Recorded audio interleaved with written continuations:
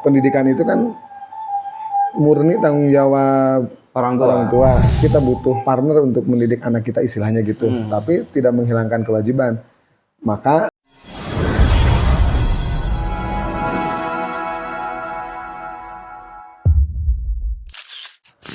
nah kita klip non mana? Mic clip. Ya, cek sound. Nah, udah bagus nih. Jadi sebenarnya ngobrol sini bukan podcast sih, Pak Isa. Ya. Kita kopi. Ngobrol perkara imajinasi ya. Insyaallah. Ya, bismillahirrahmanirrahim. Assalamualaikum warahmatullahi wabarakatuh. Waalaikumsalam warahmatullahi Alhamdulillah wabarakatuh. para teman ayah. Hari ini kita akan ngobrol dengan seorang bapak yang luar biasa ya. Ini bapak listrik internasional ya, betul?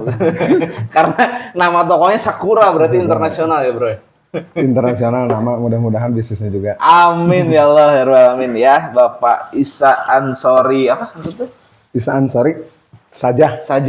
Oh, jadi Bapak Isa Ansori saja. Masya Allah. Sajahnya bukan nama. Oh, bukan. Mencukupkan. Jadi Isa Ansori saja. Ah.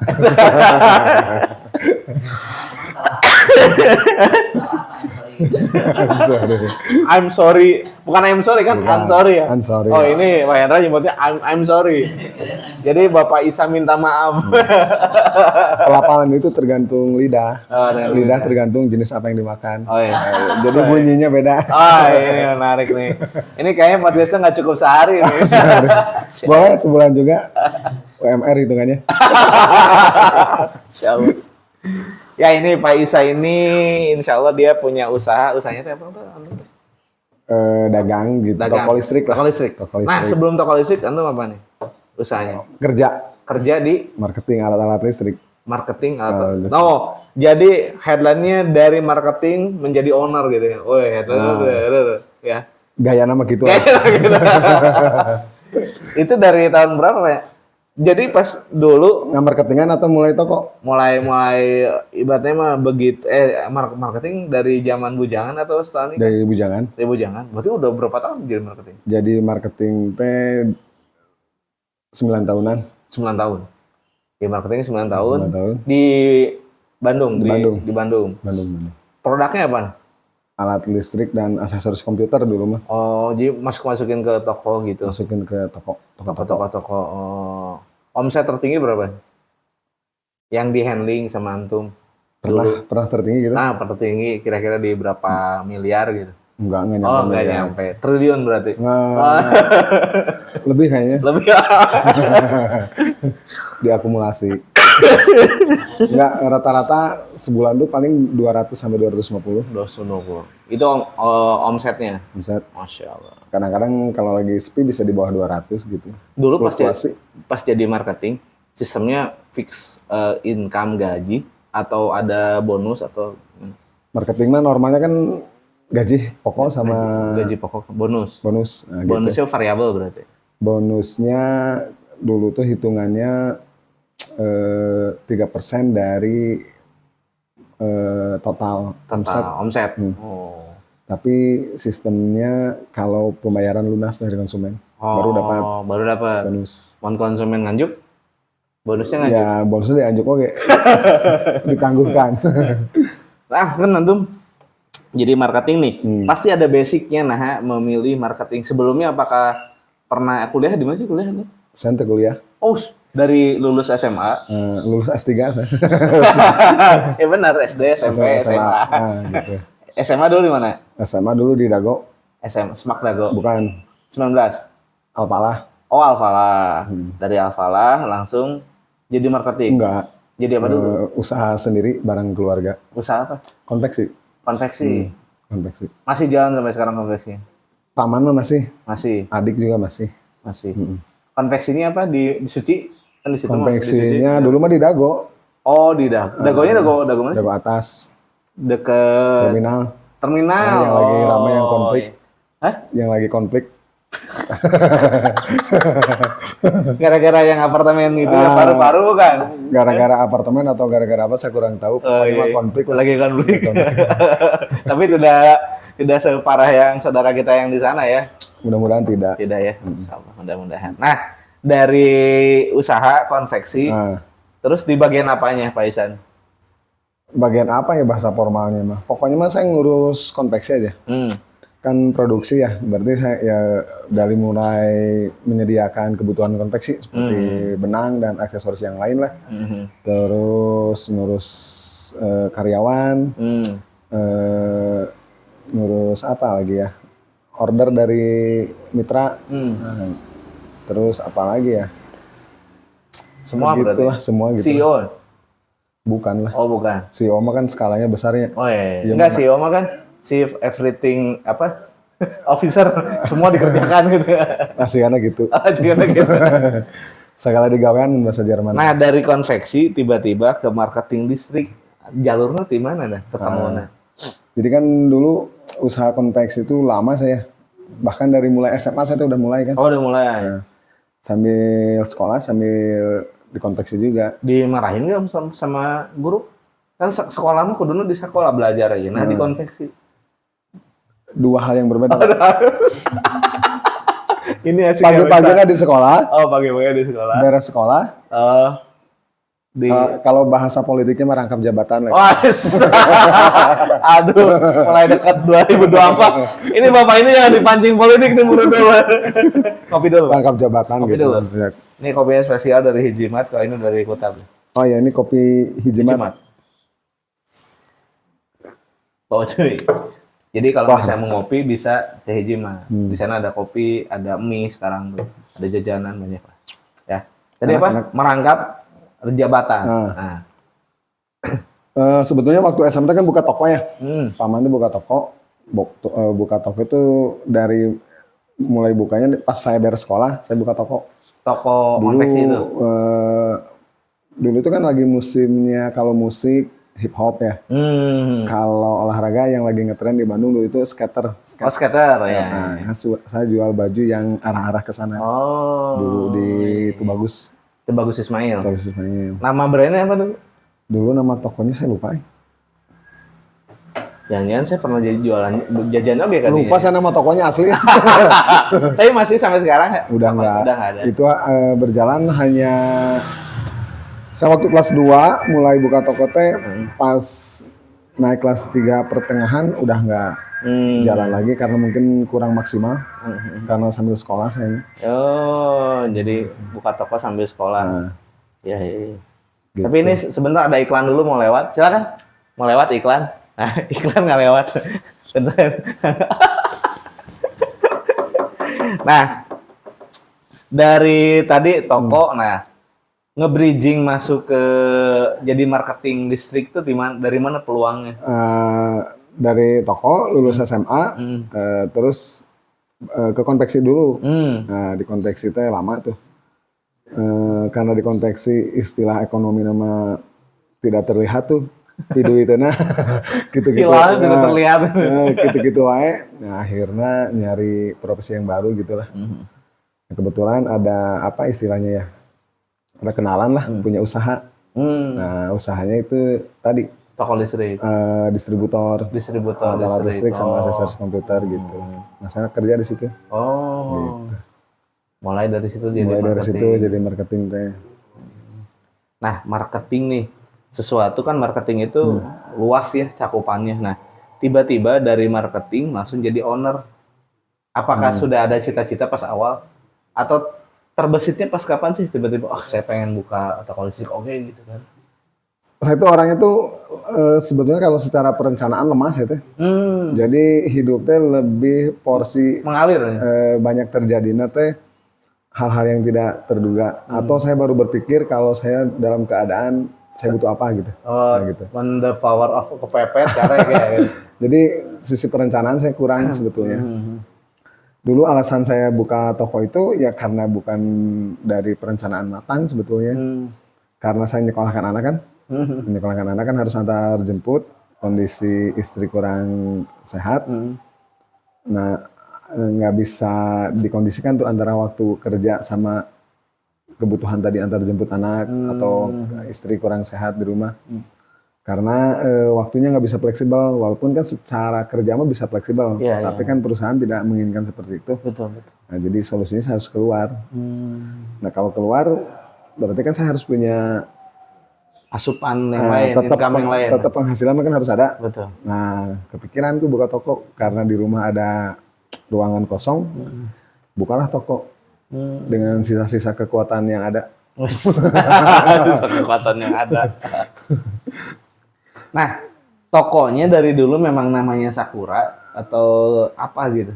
Jadi dulu istri kan punya usaha ya, punya CP. CP. Nah, biar nggak ribet bikin lagi, pakai nama usaha istri itu. Oh, namanya Sakura. Sakura. Oh, sesimpel itu. Biasanya kan Anu suka ada filosofinya. Atau kira-kira ada cocokologinya nggak? Untuk urusan usaha masa nggak pakai filosofi. beneran biasanya kan ayah we jawabannya teh. Ya ini sesimpel itu aja. Simpel itu. Sakura aja. itu. Ya karena terdesak kebutuhan, muncul ide pada saat itu harus apa? Oh dagang aja, udah dagang gitu. Kenapa memilih alat-alat listrik? Karena kan saya banyak kenal dengan marketing alat-alat listrik. Lebih terbayang kalau saya buka toko listrik. Karena kan waktu itu modal kurang, tapi kan butuh barang ya.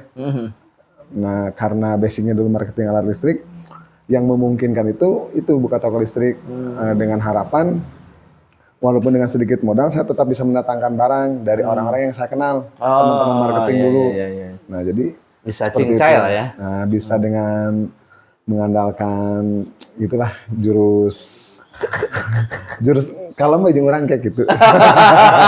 Itu ngarewas ada 100 dulu tentunya. Belum ada itu. Oh, belum ada. Belum jadi tren. Dulu mah trennya percaya teh ke orang gitu. Oh iya benar. Oh, percaya. Udah deal ya gitu ya. Nah, dari toko listrik udah berapa tahun nih sekarang dari mulai awal dibuka? Semenjak anak masuk Kutab. Berarti berapa tahun ya?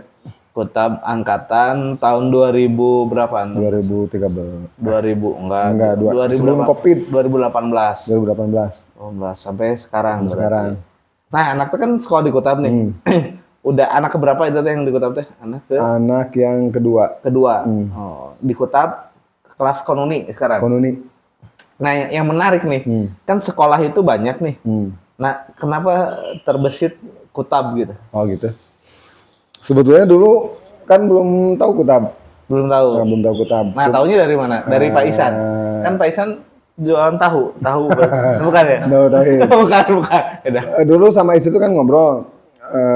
Waktu itu kan anak mau masuk usia sekolah.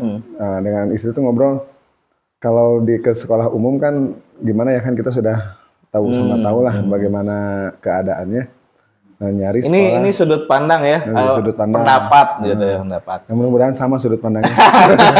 Walau-walau ya. Walau-walau. Dengan segala perhitungan lah, akhirnya nyari sekolah yang menurut sudut pandang kita bisa mengkondisikan anak lah. Bukan hanya dari segi apa istilahnya, akademis.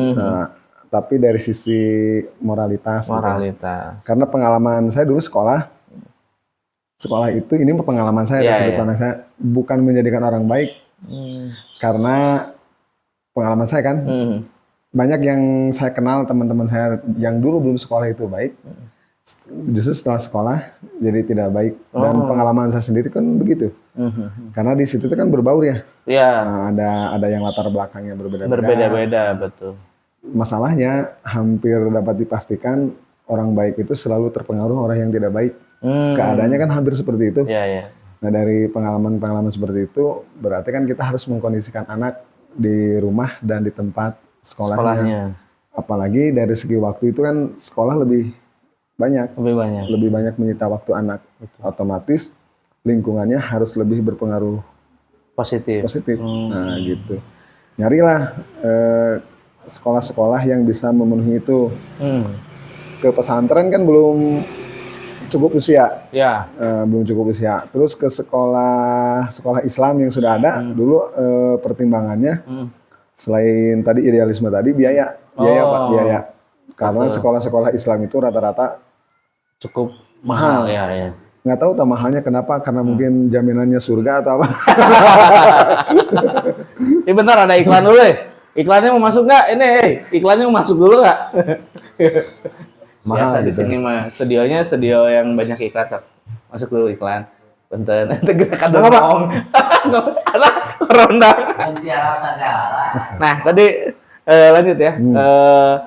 Sekolah Islam, sekolah Muslim yang bagus, biayanya mahal. Nah, sampai situ tadi tuh. Nah, sampai situ. Heeh. Terus selain mahal, bedanya dengan sekolah umum rata-rata cuma di masalah hafalan. Ada tambahan hafalannya. Jadi kurikulum biasa plus hafalan biasanya kayak itu ya. Jadi saya melihatnya begitu. Oh, melihatnya.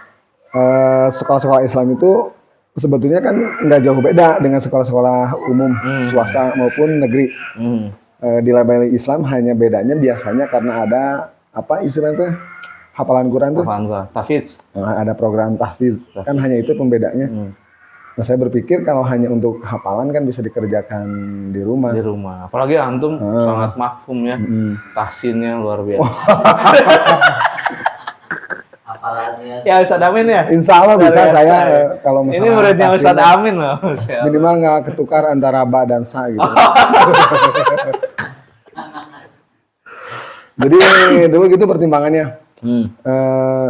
Saya berpikir karena dulu keadaan ekonomi nggak bagus ya. Untuk harga segitu hanya bedanya itu kata saya hitung-hitungan saya nggak terlalu jomplang. nggak masuk hitungan lah.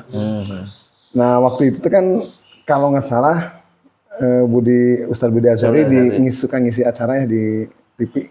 Dulu TV-nya apa ya? Trans 7 gitu? Iya, Trans 7. Atau Trans TV dulu? Trans 7. Trans 7 yang itu yang siroh ya. Nah, dari uraian-uraiannya itu saya tertarik karena uraian-uraiannya itu lebih sistematis dan lebih masuk akal dalam rangka pembentukan karakter anak. Nah, di searching ternyata beliau itu kan mendirikan sekolah yang namanya Kutab. Dulu saya belum tahu kalau di Bandung Barat atau di Cimahi itu ada Kutab. Nah, pokoknya dengan istilah, oh ini sekolah bagus nih sistem seperti ini. Karena bukan hanya mengajarkan hafalan dan bukan target anak itu hafal Quran. Hafal itu kan bonus, tapi lebih kepada pemahaman. Nah dari situ saya coba nyari. Nah kebetulan lagi nih, waktu itu kan saya ngajak istri dan anak itu renang di kolam camper ya. Tahu? Camper. Nah, waktu renang pas berbarengan dengan anak-anak sekolah dari Kutab Cimahi. Nah, selama saya suka renang bareng istri, walaupun misalnya latar belakangnya sekolah Islam, katakanlah gitu. Pas berenang kadang-kadang suka buka kerudung, gitu. Artinya saya berkesimpulan ajarannya nggak nyampe ke hati kan gitu. Nggak apa-apa kan ini sudut pandang ya. Iya. Pas anak-anak Kutab berenang pun tetap pada pakai kerudung. Nah, saya penasaran kan ini lahir dari pemahaman kan mereka seperti itu kan hidup di atas pemahaman ya. Betul. Saya ngobrol dengan gurunya, ini sekolah dari mana? Kata saya teh gitu sambil berenang teh. Ini kami dari Kutab, Pak. Oh, Kutab teh apa? Kata saya bertanya. Kutab teh ya gitulah panjang lebar dijelaskan. Di mana? Kata saya teh di Cimahi. Oh ya. Ngobrol dengan istri, ada gini Kutab teh di Cimahi gitu. Kita masukin anak aja ke situ ya. Boleh. Nah, mau masuk ke Kutab Cimahi itu. Tapi posisi waktu itu saya masih kerja. Nah, cuman resikonya istri harus antar jemput kan, nggak mungkin pakai angkot karena anak masih kecil. Qadarulahnya istri sakit dan istri itu nggak bisa bawa motor jauh-jauh dengan keadaan sakit seperti itu. Nah, akhirnya gagal juga masuk Kutab Cimahi. Pas istri searching, ya ada cenah di KBB. Ah, tuh dekat kata saya teh bisa jalan kaki diantar. Kalaupun misalnya teh nggak pakai motor, istri tetap bisa nganter jalan kaki. Di situ mulai mengenal Kutab itu. Mengenal Kutab ya, Masya Allah. Jadi berawal dari nonton si Trans 7 itu ya? Ya awal mulanya mah karena apa ya? Dulu keresahan anak mau masuk sekolah. Tapi sekolah yang ada menurut sudut pandang saya apa ya? Karena kita kan produk sekolah zaman dulu ya. Zaman dulu kan tahu sendiri mungkin ya. Hasilnya segini. Pernah masuk ke dunia yang berwarna-warni kan. Warna-warni. Nah, kita tidak mau anak kita masuk ke warna-warni ya, karena belum tentu kuat. Karena warna-warni sekarang warnanya luar biasa ya. Pelangi kan gitu. Pelangi. Oh iya bener banget. Dulu mah warna-warninya bukan pelangi. Betul. Kalau sekarang udah pelangi. Kalau nggak merah ungu. Artinya lamun memar berdarah kan dulu gitu warna-warninya. Gitu. Iya benar. Sekarang mah Sekarang mah warna-warnanya lebih kepada arus pendek kan bahaya gitu. Aneh berpikirnya heula merah ungu naon oh. Iya ya. Dulu mah kan kenakalannya cuma sebatas Iya, gitu doang, ya. angkatan kita mah Iya. tawuran kayak gitu. Heula angkatan kita, angkatan antum meureun. Oh kita beda umur ya? Beda tipis lah. Nah, beda rambut aja lah. Umur mah sama, nah gitu. Karena saya menyadari saya produk dari pendidikan itu ternyata ada yang hilang dari karakter manusia itu. Jadi tadi di awal orang itu kebanyakan jadi tidak baik ketika di sekolah. Jadi Iya, tidak iya, baik. iya. Kalau kita kan suka main ke rumah teman ya, di rumahnya tuh baik, di depan orang tuanya dan orang tuanya juga suka berbicara. Anaknya itu tumbuh dengan baik SD SMP-nya. Padahal kan kita tahu Di belakangnya nggak tahu ya. di sekolah bagaimana. Nah jadi artinya saya berkesimpulan anak saya tidak akan terkondisikan dengan keadaan sekolah seperti itu. Nah, gitu. Dan dari situ saya dan istri harus nyari sekolah yang berbeda sama sekali dengan hal itu. Pertimbangannya nggak masuk sekolah Islam ya tadi cuman beda di hafalannya aja. Dan ada beberapa teman saya atau yang saya kenal yang sekolah di sekolah Islam yang notabene label Islam pada keadaan realitasnya nggak jauh beda pemahamannya dengan yang sekolah-sekolah biasa. umumnya. Jadi akhirnya saya berkesimpulan saya tidak masuk anak ke situ, memasukkan anak ke sekolah ke situ. Nah, itu dari keinginan-keinginan itu ya mungkin Allah ngasih solusi atau ngasih jalan keluar ya Kutab tadi. Masuk ke Kutab, diawali tadi di kolam renang tuh awalnya, bukan di masjid lagi. Di kolam renang. Di kolam renang, nyari-nyari sampai ketemu Kutab Bandung Barat. Nah, saya daftar. Langsung daftar ke Di GBR 1. di GBR 1. Kantor situ. Di situ langsung. Pas ngobrol-ngobrol dengan ustadznya, alhamdulillah apa yang saya cari, saya dapatkan. Ngobrol panjang lebar tentang konsep pendidikan, tentang apa yang ingin dicapai dari pendidikan itu terhadap anak, bisa memenuhi apa yang saya inginkan gitu, atau yang saya butuhkan. Nah, jadi saya masukkan anak ke Kutab, gitu sejarahnya. Tapi gue gitu udah masuk kan di Kutab itu kan orang tua juga belajar kan. Ya. Nah berat nggak sih kayak gitu? Di awal-awal berat, tapi kan itu tuh sudah menjadi kesadaran awal ya. Karena pas begitu masuk kan diterangkan, dijelaskan sama Ada komitmen-komitmen ada komitmen-komitmen. Setelah dijelaskan, kita juga kan jadi tahu sebetulnya pendidikan itu kan murni tanggung jawab orang tua. Cuman karena keadaan, jadi tidak bisa melakukan hal itu. Jadi kita butuh partner untuk mendidik anak kita istilahnya gitu, tapi tidak menghilangkan kewajiban. Maka orang tua harus ikut terlibat. Nah, justru menurut saya itu bagus. Karena apa ya? Mendidik kita juga kan selama ini kita buta orang tua itu harus seperti apa. Nah, Kutab itu mengajarkan. Dan justru saya merasa tidak terbebani. Malah saya merasa apa ya istilahnya?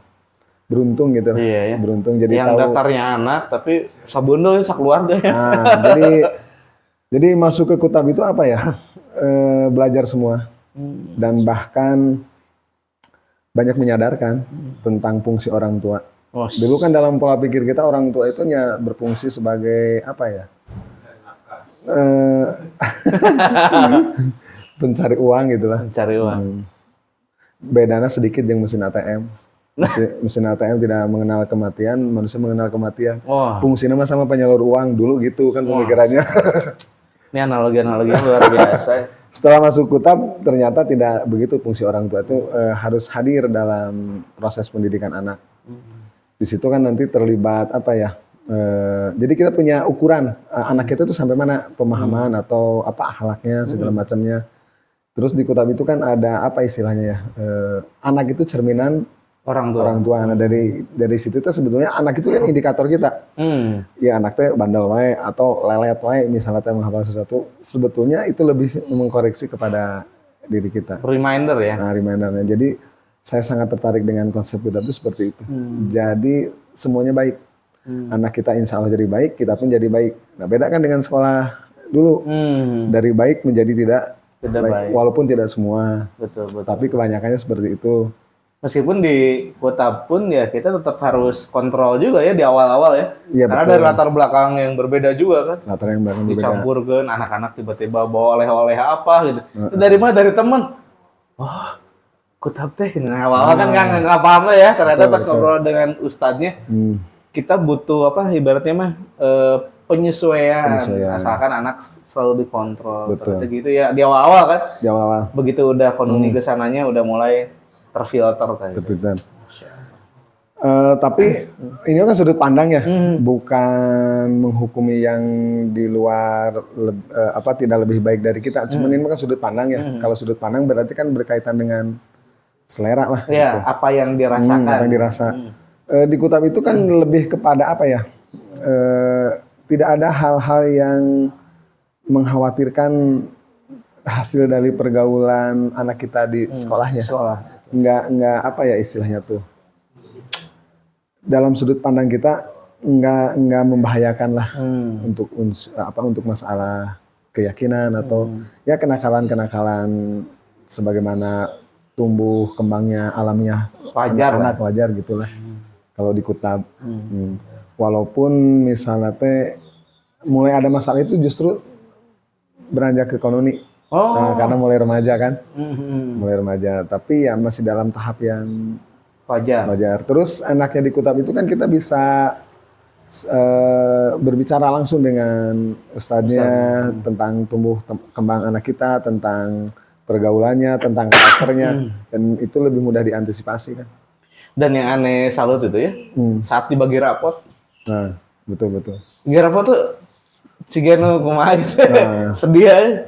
Luar biasa ya. Jadi yang tidak nyangkanya tuh ustadznya tuh begitu dekat dengan anaknya sampai tahu bahwa kan kita juga sebagai orang tua kadang-kadang gitu. Nah, gitu. Ada hal yang tidak tahu ya, luar biasa. Jadi saya mendapatkan apa yang dulu kita dapatkan waktu sekolah SD lah. Tahun 90-an kan kita dengan guru itu merasa dekat ya. Iya. Merasa orang tua kita, orang tua kedua lah. Kita tuh selalu hormat ketemu dimanapun saja. Bukan hanya sebatas lingkungan sekolah. Nah kesini kan nggak seperti itu. Betul. Berbeda. Atmosfer atau perasaan antara murid dengan guru itu. Sekarang saya lihat itu hanya sebagai sebatas hubungan profesional antara pengajar dan yang diajar. Selebihnya dari itu tidak ada lagi. Betul. Nah salah satu yang saya pilih Kutab itu begitu. Karena ini kembali lagi kepada sudut pandang. Di luar itu hanya sebatas itu hubungannya sekarang kan. Kalau dulu nggak gitu kan kita generasi 90-an. Dulu dekat banget ya. Dengan guru itu dekat kan. Dengan guru itu dekat. Terus kalau kita berbuat salah diingatkan sedikit pun kita nunduk atau bagaimana lah sikap kita kepada kalau sekarang ada lapor-laporan ya. Nah kalau sekarang kan nggak seperti itu hubungannya. Jadi hubungannya lebih kepada hubungan profesional. Seorang guru punya keahlian, dia mengajarkan ahliannya, orang tua bayar. Nah ketika tidak mencapai apa yang diinginkan orang tua atau salah perlakuan dalam sudut pandang orang tua kepada anaknya bisa jadi masalah. Ini bagi saya, menurut saya ini nggak sehat kan pendidikan seperti itu. Nah sehingga saya memilih Kutab karena di Kutab kan tidak seperti itu. Hormat terhadap pengajar terjaga, kepada orang tua juga sama. Jadi selain membentuk kecerdasan, membentuk juga karakter kan gitu. Istilahnya itu adab sebelum ilmu. Nah gitu. Terus amal sebelum lupaan itu. Iman sebelum Quran. Iman sebelum Quran. Adab sebelum ilmu. Adab sebelum ilmu. Gitu. Yang menjadi menariknya itu. Nah, Ane tuh masih penasaran. Ane kira antum tuh kan kalau ngobrol kita kan adanya si obrolan podcast ini tuh ya kalau kita sebut podcast. Kan kita tuh kadang kalau antar jemput anak tuh suka ketemu, suka ngobrol. Dan banyak obrolan-obrolan daging kan yang sayang kalau hanya dinikmati saat itu aja gitu. Makanya adanya ini nih. Nah, Ane penasaran sama antum nih. Ane kalau selama ngobrol sama antum, ketika bahas aja sedikit politik, bahas filosofi segala macam. Antum kayak benar-benar memahami. Anak kira antum tuh kuliah di filsafat apa gitu. Temennya Rocky Gerung. Itu dari mana sih Pak Isa? Hal-hal yang seperti itu. Saya nggak kuliah juga karena saya nggak mau. Nggak mau? Kenapa nggak mau kuliah? Sebetulnya belajar itu bagi saya itu belajar itu hanya baca dan memahami. Terus butuh teman untuk apa ya, teman diskusi. Nah, sementara kan kalau masuk dunia formal, katakanlah institusi pendidikan, selain kita baca, belajar, kita juga harus bikin sesuatu, katakanlah karya ilmiah. Nah, dan saya tuh nggak mau formal seperti itu, ribet menurut saya, sudut pandang saya. Terus banyak cerita juga kadang-kadang, apa istilahnya kalau untuk jadi sarjana tuh bikin apa? Bukan tesis apa? Skripsi. Kadang-kadang kan banyak nggak murni juga. Kadang-kadang hanya untuk mengejar gelar. Formalitas. Dan arusnya kan seperti itu. Kebanyakan kan sekarang hanya untuk mengejar gelar. Dan rata-rata keadaan pendidikan kita itu hanya seperti itu sekarang kan, hanya untuk mengejar gelar. Dan saya kurang suka hal seperti itu. Artinya dari sisi idealisme sudah tidak ada.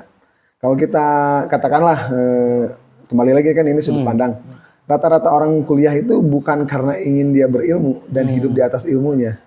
Rata-rata agar dia punya gelar, agar dia bisa mudah masuk kerja. Sementara yang saya pahami, ilmu itu bukan untuk seperti itu. Tapi ilmu itu untuk menjadi bekal hidup, artinya dia berjalan di atas idealisme dia, apa yang dia pelajari kan gitu. Sementara kenyataan kan tidak terjadi hal seperti itu. Ya makanya saya tidak tertarik dulu kuliah gitu. Kebetulan ada beberapa teman saya yang kuliah, bahkan menyarankan kalau hanya untuk berilmu nggak usah lah kuliah katanya. Biaya juga mahal, terus segala macamnya juga kadang-kadang ribet. Dulu kan saya pernah ikut sekolah bahasa dan budaya Jepang. Dulu namanya BNBG, Bandung Nihongo Bunka Gakuin, yang sekarang jadi BSC. Dulu di situ. Dulu kan banyak mahasiswa ITB tuh yang mau ngambil S2-nya ke Jepang, ke situ ya. Belajar bareng. Waktu itu saya masih usia SMP.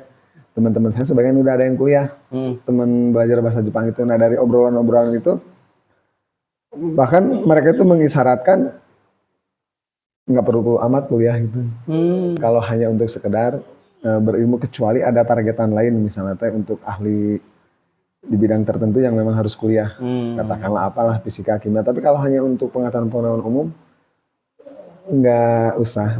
Dari baca juga cukup. Kebetulan saya kan hanya tertarik masalah-masalah tadi, sosial, politik, atau apalah yang berbau dengan itu. Kata temannya, udah kalau tertariknya masalah itu nggak usah kuliah, baca aja karya-karya orang besar untuk hal seperti itu. Ya, Nur memang senang baca gitu? Nah, senang baca. Kebetulan lebih kepada filsafat, politik, hal-hal seperti itulah. Kurang suka terhadap hal-hal yang kayak matematika, kayak fisika. Karena menurut saya dulu kan gayanya gini, istilah Sunda nama gaya anak. Membuat mesin itu lebih mudah dibanding membuat struktur sosial. Jadi saya lebih tertarik. Jadi saya lebih tertarik belajar ilmu-ilmu sosial. Kan sementara pada saat itu kalau orang kuliah di MIPA atau SMA-nya jurusan IPA itu keren ya, karena berkaitan dengan angka begini itu. Tapi dalam pikiran saya, ngurus orang itu lebih rumit. Betul. Artinya lebih keren kalau belajar ilmunya. Bisa mengkondisikan orang. Jadi saya belajarnya di situ. Walaupun saya dulu sekolahnya kelas 3-nya IPA. Tapi yang saya baca itu buku-buku sosial. Ada juga ada istilah teman ya. Teman itu dia jurusan IPS dulu kan. Terus kebanyakan kan emang orang keren tuh kalau IPA kan dulu zaman dulu angkatan kita mah ya. Nah, ketika dia ketemu sekarang udah gede, udah punya perusahaan segala macam. Dia ngomong akhirnya di reuni itu, kenapa saya ngobrol dulu ngambil IPS? Bukan berarti saya nggak mampu IPA, karena saya pengen mengatur orang-orang IPA. Dan terjadi kan dia tidak kuliah, ya beres sekolah tuh dia ngebangun usaha segala macam. Nah, orang-orang yang kuliah itu sekarang jadi karyawannya dia. Emang hebat ya, sosial. Betul. Nah, sekarang bentar lagi 2024. Yang menang siapa? Yang menang yang dipilih. Kira-kira nih dari tiga ini, kan ada yang bilang nanti di akhir ya nih ngobrol. Nah, menurut antum dari tiga ini yang berkandidat, oke, yang mana nih? Kita kasih simbol aja lah. Boleh sejujur-jujurnya? Nggak boleh dong. Yang akan menang? Kalau siapa yang akan menang, saya bingung. Tapi bagi saya, dari ketiga pasangan itu, siapapun yang menang sama saja. Sama saja. Karena apa ya? kan tujuan mereka mencalonkan diri dipilih itu mereka tuh apa istilahnya punya apa ya? Katakanlah sederhananya punya idealisme yang ingin diterapkan. Tapi menurut sudut pandang saya susah kalau belum berani dalam artian memperjuangkan idealismenya mati-matian. Istilahnya memang benar lahir dari jiwa. Karena pasti pada ujung-ujungnya mereka transaksi lah. Iya. Jadi siapapun yang menang bagi saya sama saja. Ya kita doakan lah ya mudah-mudahan siapapun yang terpilih ya Allah gerakan, Allah kuatkan. Betul. Karena kan sekarang kita kalau pakai aturan manusia mah susah ya sebenarnya. Nah kalau aturan Allah udah ranahnya udah beda. Jadi sudut pandang saya tuh begini. Misalnya gini. Kalau Pak Ukun misalnya teh nanam biji cabai, berharap apel mungkin nggak? Enggak. Nggak akan mungkin. Nah, sama dalam politik itu ya mudah-mudahan kita doakan pemimpin kita adil, pemimpin ini seperti tadi menanam biji cabai berharap apel. Nggak akan mungkin. Sesuatu yang nggak mungkin. Nah, untuk keadaan sekarang itu nggak mungkin kita berharap itu. Karena memang sistemnya sudah sangat rusak kan terbukti dari mulai runtuhnya Pak Harto sampai sekarang kan nggak ada perbaikan signifikan. Artinya yang diharapkan itu kan tidak pernah terjadi. Ya karena memang keadaannya sudah rusak. Kecuali mungkin diamputasi. Nah itu dia ya tuh. Ini sudut pandang. Dipancing sedikit langsung kalau urusan politik. Ya. Jadi tadi ya yang dapat akhirnya ya apa yang rasa penasaran saya terhadap Pak Isa itu ternyata banyak baca ya. Jadi buat teman-teman nih, buat teman ayah yang pengen mendalami suatu profesi ya. Setidaknya bisa belajar tanpa harus di institusi yang yang namanya apa ya disebutnya tuh yang resmi lah, harus resmi kan. Jadi kalau era sekarang yang terpenting itu kan tadi wawasan itu bisa dengan baca, bisa juga dengan masuk lingkungan-lingkungan yang memang mumpuni. Terus upgrade skill dan terus mengambil peluang. Intinya itu kan ya. Jadi ketika pengen tumbuh segala macam dari kisahnya Pak Isa ini, dari awalnya the power of kepepetnya ketika udah di zona nyaman jadi marketing, tiba-tiba anak sekolah, nah zona nyamannya terganggu di situ kan, karena memang harus mengantarkan anak. Nah, qadarullah istri dikondisikan memang harus istirahat. Akhirnya disitulah bisa keluar dari zona yang tadinya sudah nyaman kan. Nah, disitu mulai berperang. Ini juga bisa jadi inspirasi nih buat para ayah nih, buat teman-teman ayah yang memang sekarang masih bekerja, tapi suatu saat kan nggak akan mungkin kerja terus kan. Nah, mulai mungkin membangun ya hal-hal seperti itu ya, jangan sampai di ujung. Ya. Sih? Atau ada pesan nih, aneh masih ingat quote antum. Apa tuh? Quote antum. Waktu mabit tuh, orang baik itu belum tentu benar, tapi orang benar pasti baik. Itu terinspirasi dari apa sih? Aneh pengen tahu nih. Kalau dibongkar. Kesimpulan dari membaca keadaan atau kita kan orang Islam ya, kadang-kadang belajar sirah itu kan bagian dari beragama. Nah, jadi quote itu kesimpulan dari belajar sejarah Islam itu. Orang benar itu pasti baik, orang baik itu belum tentu benar. Kan sejarah membuktikan seperti itu. Aneh ngebuka nih, ini sudut pandang aneh ya, ketika aneh diskusi di rumah nih dengan istri ngobrol segala macam. Ketika aneh naikin tuh di satu postingan, aneh pernah bikin postingan, tulisan itu, terus banyak yang menanyakan hal itu. Sudut pandang aneh nih, jadi kenapa orang benar itu baik, tapi orang baik belum tentu benar kan? Karena banyak orang yang melakukan hal-hal yang menurut dia baik. Padahal belum tentu kebenarannya. Iya kan? Banyak kan orang-orang yang ada saya mah niatnya baik, gimana niat baik. Tapi ujung-ujungnya yang dilakukan kamu niatnya baik, tapi outputnya ternyata tidak benar kan salah oke kan? Nah itu kan. Tapi kalau orang yang sudah benar, insya Allah dia baik. Karena dia sudah melakukan hal yang benar. Karena benar itu harus jadi acuan utama. Kan benar itu kan pertimbangannya akal ya. Akal itu berkenaan dengan benar. Benar itu berkenaan dengan apa istilahnya tuh bahasa agamanya apa ya, hak dan batil. Hak batil. Itu kan berbicara tentang benar. Jadi kalau orang sudah dasar perhitungannya hak dan batil, baik mah bonus. Gitu. Gitu alasan pemikirannya seperti itu. Masya Allah. Kalau hanya landasannya baik, belum tentu sesuai dengan konsep tadi benar dalam arti hak dan batil tadi gitu. Kalau orang sudah mempertimbangkan hak dan batil kan benar, pasti bonusnya baik. Betul. Gitu. Kadang ada orang yang berlomba-lomba atau bermudah-mudahan dalam yang menurut dia baik, padahal tidak benar kan, banyak yang kayak gitu ya. Betul. Saya mau ngebantu, ternyata yang dibantu teh bukan orang yang benar gitu kan. Gitu. Halnya sama dengan sekarang nih di tahun politik ya. Hati-hati nih buat temen ayah ketika memperjuangkan apapun, lebih kenal lagi ya, lebih tabayun lagi dengan hal-hal orang yang akan dibantu. Insya Allah. Betul. Kalau nanti kita ngobrol lagi ya. Siap. Ini kalau diterusin pasti itu luar biasa. Oh, boleh koreksi. Oh, ya. Tadi Ana salah jadi gini. Wes, ini ada klarifikasi. Berkaitan Centayang sering klarifikasi. Berkaitan dengan kuliah, alasan yang pertama saya nggak tertarik. Alasan yang kedua memang nggak punya uang. Waktu itu kan lagi ekonomi keluarga lagi hancur-hancurnya. Keluarga saya kan keluarga pedagang, yang namanya pedagang kan mengalami fluktuasi. Nah, pada saat saya harus kuliah, keadaan itu dan memang saya tidak tertarik. Jadi tidak ada usaha lebih untuk kuliah karena memang tidak tertarik. Banyak yang tidak mampu atau bahkan lebih rendah dari saya tetap bisa kuliah karena ada tekad.